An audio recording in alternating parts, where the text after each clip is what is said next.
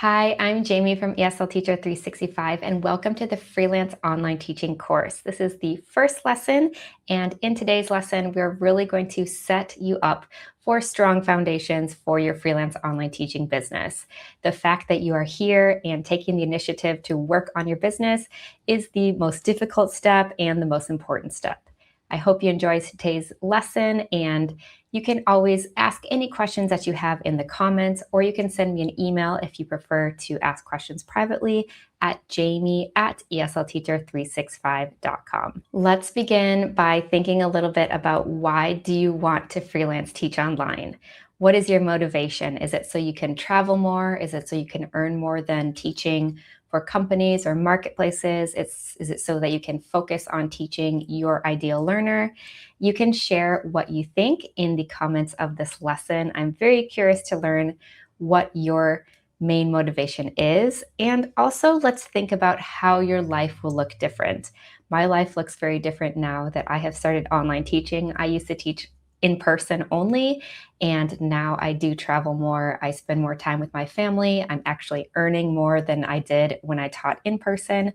So my life does look different. So think of those two questions before you get started. You can pause the video, take some time to reflect, and then continue with the lesson. Just to share a little bit about my own story, like I mentioned, I taught in person before. I taught in 6 different countries, including my home country of the US. And now I'm currently in Australia. I also taught in person here. I really didn't think about online teaching until COVID happened, and I was not yet a citizen here in Australia. My school shut down and I didn't have a job. Borders were closed. I needed something to do, so I hopped into online teaching, and I actually started with freelance online teaching. So I started my freelance online teaching business. I also started my blog and my YouTube channel around the same time in 2020. And after a lot of experimenting and teaching different types of learners online, I now help other people just like you get started with their own freelance online teaching businesses. Just to share a little bit about this course and where we're headed, what you'll be learning along the way. First, in today's lesson, we'll talk about choosing your teaching niche. So what is the topic that you're going to focus on? Then in the second lesson, we will talk about your target student and market research, how to decide if your niche is a good one and if it's in demand, and thinking about your ideal student. We will work on building your unique brand in lesson 3, and in lesson 4, some smart pricing strategies.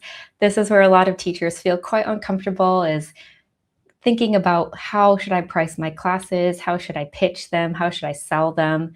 It can be tricky, so I have a lot of strategies to help you with that. In the 5th lesson, we will set up your business. What are the logistics? What are things that you have to think about in terms of taxes, all of that kind of stuff. In the 6th lesson, we'll talk about your professional toolkit. What are you using for your online teaching business? Lesson 7, another highly requested lesson and for information, is marketing to find students. That's great that you can set up your business, but if you can't actually find students and sell to them, you don't have much of a business. So we will be going through all of that. The 8th lesson is how to launch, grow, and thrive. So once you've got those first few students, how do you pick up speed and make this your full-time job or part-time job if you prefer? In lesson 9, we will share some information about creating engaging lessons. And finally, in lesson 10, improving your business with data and feedback. And then you're finished after those 10 lessons. Lesson 1 is about choosing your teaching niche. I really like this quote from Meredith Hill. It kind of helps put everything into perspective, but when you speak to everyone, you speak to no one. This is pretty well known in the marketing world, but basically the idea is that if you say, oh, I teach everyone in all levels, you're not really attracting your ideal learner, and you'll probably end up with a business that fails. So when you're choosing your niche, you need to think of something that is quite specific. So even just I teach conversation classes, again, that's way too general. That could be conversation classes for kids, for adults, for intermediate, beginner. It's just too much. You want to choose something that is more narrow. So when a student sees that this is what you offer. They think it's a perfect fit for them. And of course, you want to work with students that are a perfect fit for you. Here are some reasons why having a niche is a good idea. Having this kind of topic or niche allows you to stand out from other teachers. So imagine that there are other teachers that offer all levels, all ages, but you offer something very specific, for example, test prep that your students are looking for, or beginner violin lessons. Maybe that's what your students are looking for. You want to call out to those people and attract them. It can also help you be seen as an expert instead of a jack of all trades. You are really hyper focused on something, and you've probably done a lot of training and spent a lot of time doing this topic. You can be seen as an expert. And if you're a student, you probably prefer to work with an expert than someone who knows a little bit about everything. You can also charge more because of perceived value. Again, if you're seen as an expert, if you're very hyper-focused, you can charge more for that. You can attract students who are ready to buy in your marketing. If it really calls out to them and it's exactly what they're looking for, they will be ready to purchase rather than, okay, maybe I'll work with this person. I guess they know what they're doing. If your marketing is clear, they will be ready to work with you. And you'll also spend less time lesson planning. When I first got started, I did a lot of Cambridge test prep. So I just had my lessons and kind of recycled everything with the same students. I would have new students, but my previous students, I'd use the same kind of activities and structure that I did with them. So a lot less lesson planning. If you're coming from traditional teaching, it's very nice to get a little bit of a break from that. So how exactly do you choose your teaching niche? There are three components to this. First of all, what are you passionate about teaching? What can you imagine teaching over and over and over again? If you don't want to teach many different things, if you want to focus on that niche, then it needs to be something that you love teaching and you really want to teach multiple times. Also, what students want to learn. So what is the demand? If you're offering something that's way too hyper-focused, then maybe you won't have enough students because there's just not enough demand for it. And then also, it's important what you are qualified to teach. For example, if you want to teach business English, do you have some sort of business English certification, or do you have some experience in the business world? Do you have a degree in business? Those kinds of things are going to help when your students are looking to choose their teacher. Some examples of what a niche is, so to give you an idea of how specific we are getting, is IELTS test prep for Japanese speakers. So IELTS is one of the English exams that people can take to move or work in another country. Interview skills for people working in hospitality. Again, that's quite specific. Pre-reading skills for kindergartners in the US. Maybe you want to focus on teaching in your country, but online. And survival Spanish for expats in Spain. As you can see, these are quite niche and specific.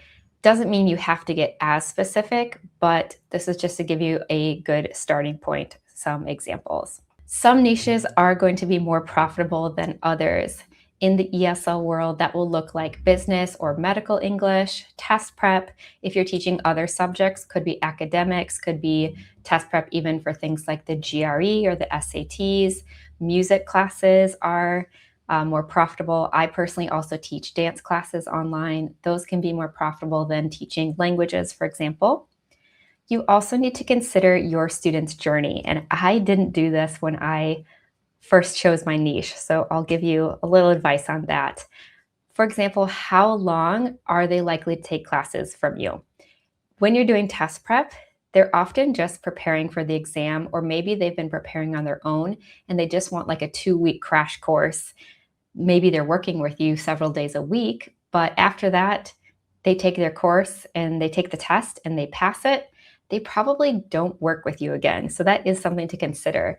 If you're teaching music lessons, maybe you will have a long journey with them because you can keep working with them as they go up in the different levels. So think about your own niche, and if you're wanting to offer more long-term classes, or if you want to travel a lot and only teach in short bursts, then it might be valuable to do something like task prep because you can do some really intense month or two of courses and then take a month off. So it's really up to you. Remember, this is your business and you get to design it however you like. And also, like I mentioned before, choose that topic that you can imagine teaching over and over again. I taught task prep here in Australia for like 4 or 5 years, over and over again. I still enjoyed it. I really liked working with the students. So it just depends on you and what you are okay with teaching over and over again. However, for me, if it were teaching beginner level ESL, I find that to be quite exhausting and energy intensive. I don't know if I could do that as a freelancer. I think that'd be quite challenging. Choosing your niche is the most important decision you'll make in your business. Please take your time. I don't want you to rush it and just say, oh, like this niche like pays well and yeah, there's demand for it, but I'm not super into it. You want it to be aligned. You want to take time and reflect and come up with a lot of ideas and brainstorm. So please take your time and think about it carefully. I get this question a lot. What if I have multiple interests and skills? I personally teach both ESL and dance. Those are two very different things. I'm interested in both of them. I do teach both of them. But I recommend starting with one niche and then you can always expand to other areas later on. It's way too much if you're trying to do too many things when you're starting out, especially if you've never had a business before or taught online before. So start with one and you can always test it out, see how it does. And then if it does well, that's fantastic. If you need to add on something else, you can always do that later on. Let's go over some common mistakes when choosing your niche.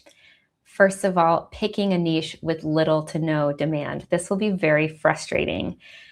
Say that you're really passionate about something and you want to teach it, but if there's not a demand, you won't be able to teach it because there won't be students for you. So sometimes it is worth being not so hyper focused and expanding a little bit more, being a little bit more general, but not overly general.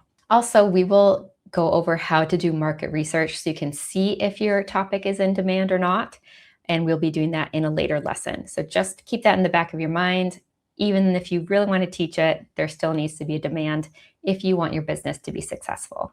Another mistake is choosing your niche just for the money without personal interest. If we could, we would all teach business English or medical English or something that paid well. But if you're not interested in it, if you don't really feel comfortable teaching it, I don't recommend choosing this as your niche. I did start out teaching test prep and I wasn't super comfortable with it. I didn't really understand the exams.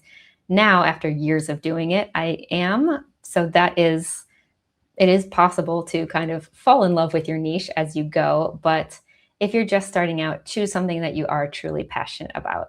Another mistake is either being too broad or too narrow. You want that happy balance of specific enough to stand out. So you're not just conversation classes or, all levels, all ages, but still broad enough to find students. So it's not something that's too specific.